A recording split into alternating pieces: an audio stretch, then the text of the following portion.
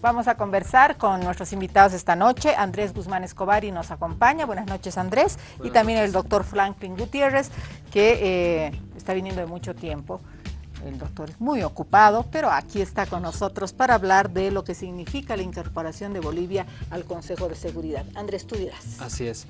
Sí, ha sucedido que Bolivia ha obtenido una votación favorable para ocupar un cargo no permanente en el Consejo de Seguridad, y ha sido obviamente un tema muy importante porque ahora Bolivia se muestra como un país que tiene que dar su voto y que tiene que también mostrar su política y su visión dentro de lo que son las grandes potencias y las decisiones que toma el Consejo de Seguridad, que son muy importantes, sobre todo en lo que se refiere al mantenimiento de la paz, la resolución de los conflictos y muchos otros temas políticos que hacen al quehacer del mundo, ¿no?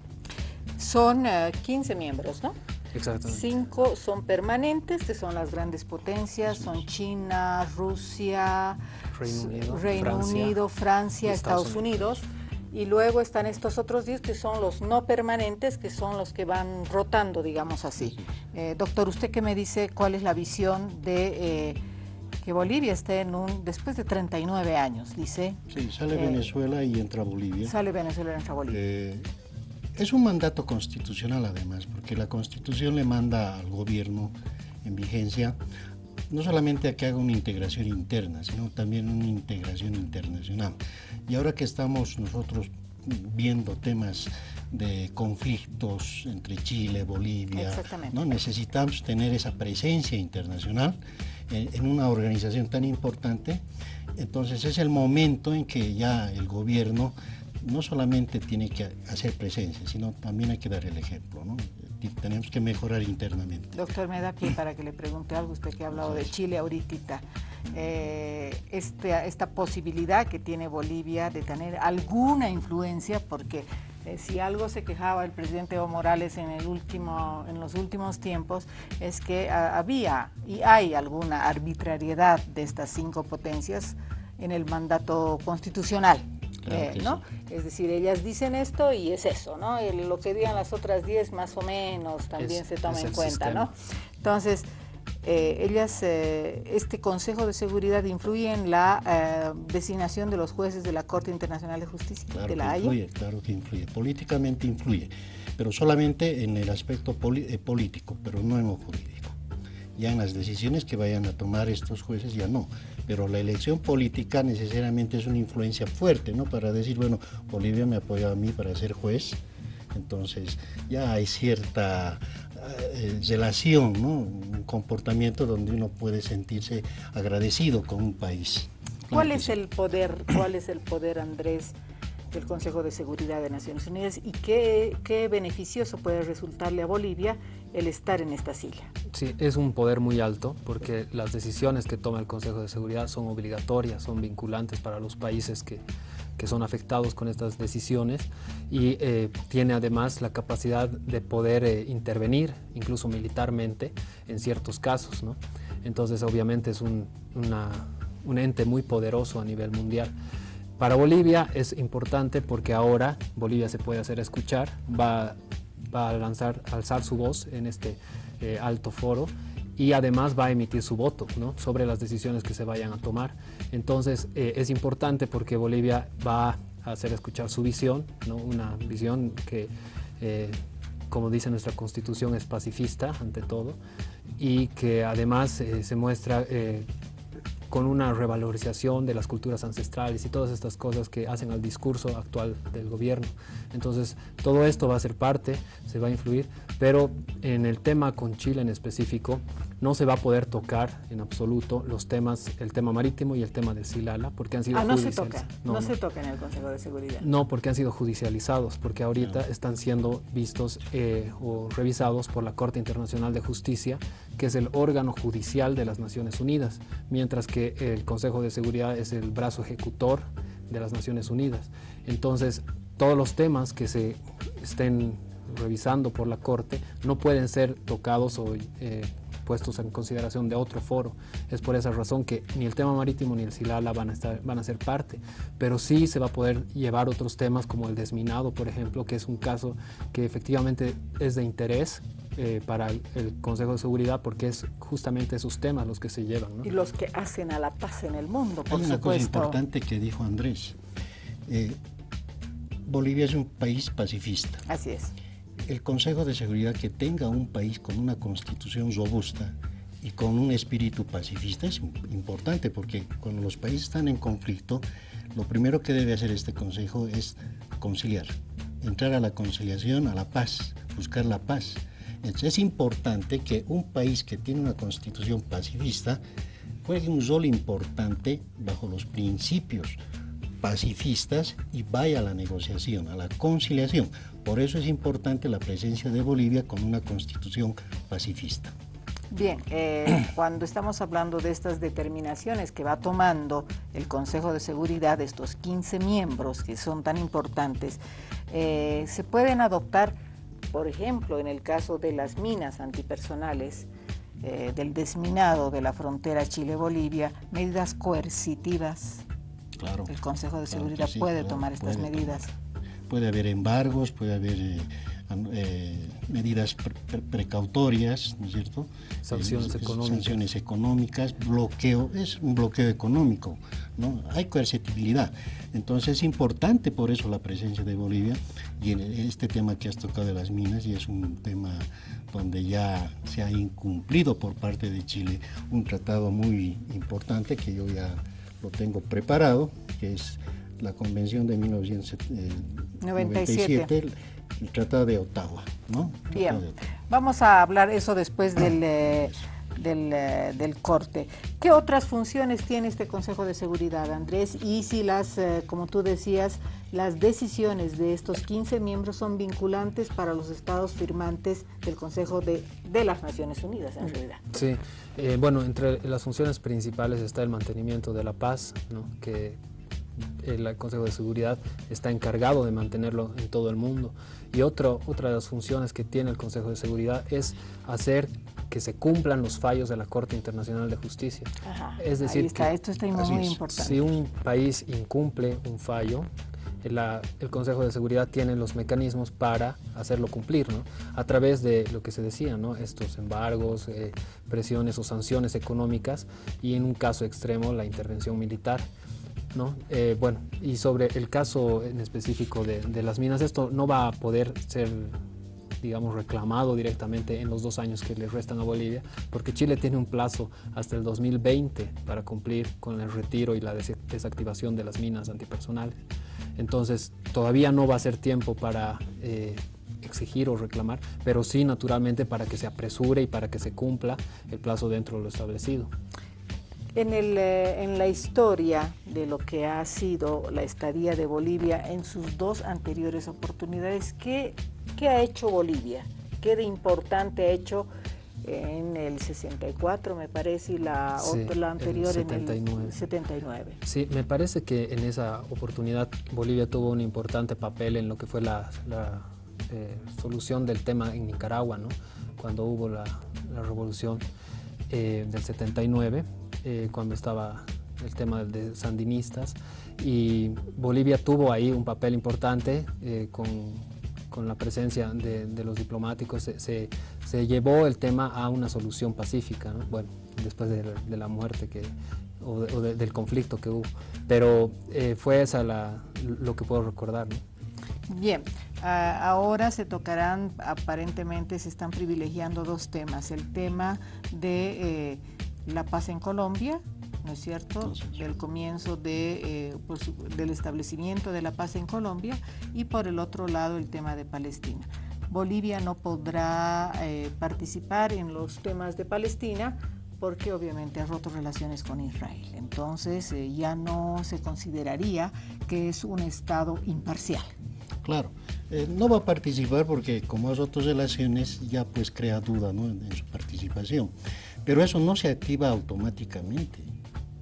O sea, eso tiene que promoverse a través de un procedimiento, ¿no? Ya sea que el representante de Bolivia se excuse o pidan su excusa, porque no opera de oficio aquello, en el caso de Palestina. En el caso de Palestina, en el caso de Colombia no pasa nada, Bolivia participa directamente.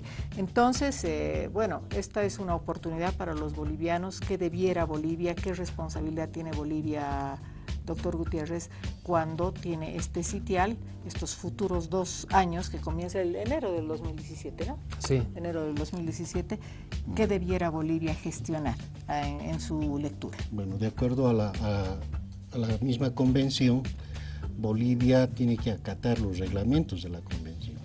Es decir, que la misión que tiene cualquier país como Bolivia es tratar de buscar la paz entre los países en conflicto, llegar a las conciliaciones. Y en cuanto a la ejecución de fallos del Tribunal de La Haya, a trabajar en la ejecución de embargos, a trabajar si es más fuerte, la intervención. O sea, lo que ellos hacen es ejecutar los fallos. Ellos gestión política podrán hacer, lo que me estás preguntando.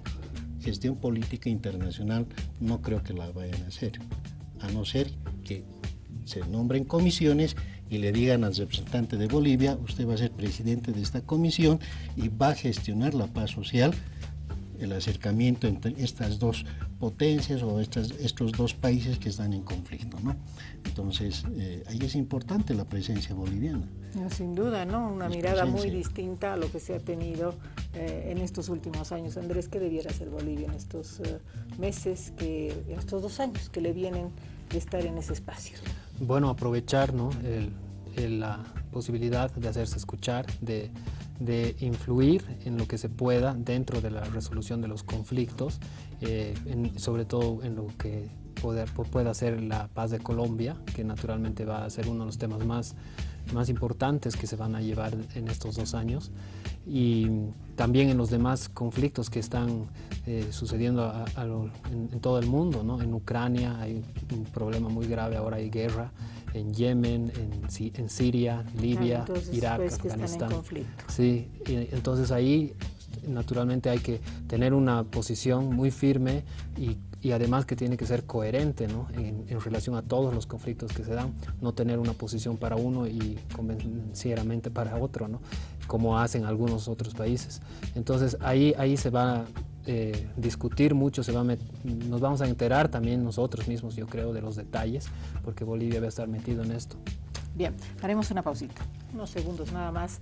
Luego seguimos conversando a propósito de este tema de la incorporación de Bolivia en el Consejo de Seguridad de las Naciones Unidas y por supuesto también hablaremos del desminado en la frontera boliviana-chilena. En estos últimos minutos que tenemos de programa vamos a hablar sobre el desminado en la frontera boliviano-chilena. Este desminado que a palabras del ministro chileno dice que se ha avanzado en un 71.17%. Según nosotros los bolivianos se ha avanzado un 25%, hay una gran diferencia en el porcentaje. Aún tiene activas 51.338 minas antipersonales. Minas antipersonales que matan a los seres humanos cuando las pisan, cuando las presionan y que están a lo largo de la frontera chileno-boliviano y que por supuesto es un atentado a la paz y a la integridad de las personas que pudieran transitar por estos lugares. Andrés, ¿cuál es tu lectura sobre este tema? Sí, bueno, una primera cosa es que no solo son minas antipersonales, sino también minas antitanque. Antitanques, ¿no? Entonces son 2 tipos de minas y solo las antipersonal son las que están retirando, porque la Convención de Ottawa solo habla de las minas antipersonal y no de las minas antitanque. O sea, ¿podrían dejar las minas antitanques ahí? Lo están haciendo, porque solo han retirado las antipersonal, de las antitanque ni hablan, ¿no? Y eso es importante porque las minas antipersonal se activan con una presión de 20 kilos más o menos, mientras que las otras, las antitanques, se activan con más de 150 kilos. Y el problema ahí es que, bueno, hay vehículos que justamente ha pasado, ¿no?, que se estaban escapando del contrabando, querían ingresar contrabando a Bolivia y a Perú también, y han explotado, ¿no?, y han muerto personas que estaban realizando estas actividades, y eso es terrible porque, claro, si bien no está bien que contrabandeen, tampoco se puede controlar de esa manera, ¿no? Y afecta a los derechos humanos y hay un tema muy controvertido en todo esto. Y el hecho de que se mantengan todavía, ¿no? Porque claro, ahora el ministro de Defensa dice que han avanzado mucho, pero según los últimos datos que publicó la Comisión Nacional del Desminado en Chile, los trabajos no superaban ni el 40% del trabajo, ¿no? del desminado. Y además con países es diferente lo que se ha avanzado en la frontera con Perú, con Bolivia y con Argentina. Con Argentina hay un avance mucho mayor. O sea, cada frontera tiene su peculiaridad. Claro, naturalmente. Con Perú es con el que menos se ha avanzado y con Bolivia más o menos, ¿no? Entonces hay esas diferencias porque también los chilenos, los estrategas militares, ven eso, ¿no? Con qué país hay más riesgo de conflicto y qué país es tal vez más peligroso para entonces si con Chile. Bolivia es con el país que más riesgo de conflicto hay, entonces sí. Tardaremos nomás, no importa, claro, claro. Pero obviamente el 2020 no creo que lleguen a terminar el desminado de las antipersonales, sí. De todas maneras quedan las minas antitanques. Así es.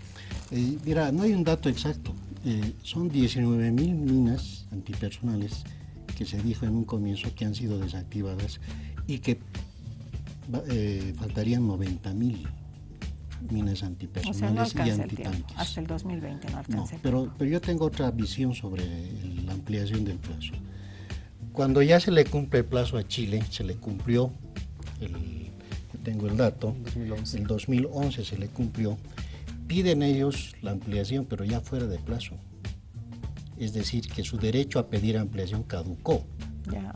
Entonces ya no se les debería dar la ampliación. No se les ha dado, o sea, no hay una resolución oficial, un auto definitivo, como se llama en derecho internacional, donde se le diga a Chile, bueno, ustedes tienen hasta el 2020, no hay esa decisión, todo es en el ámbito político, pero no jurídico, porque no hay un conflicto jurídico sobre este tema, ¿no?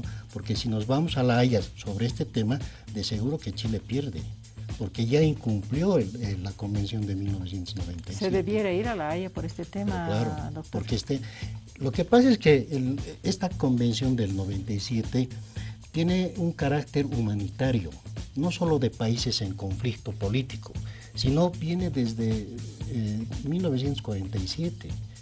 Y luego dice, nos vamos a basar en el derecho consuetudinario humanitario. No puede existir país que tenga sembrada minas en almacenes, antitanques, en la tierra, en carreteras. Va contra toda la norma del derecho humano y consuetudinario. Andrés, tus últimas palabras. Sí, es correcto lo que dice el doctor Gutiérrez. Los avances que ha habido en el derecho internacional humanitario han propiciado que se suscriba esta convención de 1997, porque se empezó a trabajar sobre la prohibición de armas y explosivos de efectos altamente nocivos o indiscriminados, ¿no? Como son las minas antipersonales, que pueden matar a cualquier persona que simplemente pase por ahí. Entonces, es eso, ¿no? El avance que ha habido en el derecho internacional ha propiciado que se llegue a esto, y si bien muchos países son parte, también han habido varios incumplimientos, no solo Chile, sino otros países también.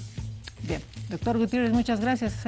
Nos falta un poquito de tiempo, pero vamos a tener otros programas para seguir hablando de estos temas. Gracias, Andrés. Muchas gracias por la invitación. Un abrazo cariñoso, abríguese bien. Mañana estamos 8:30 de la noche. Buenas noches.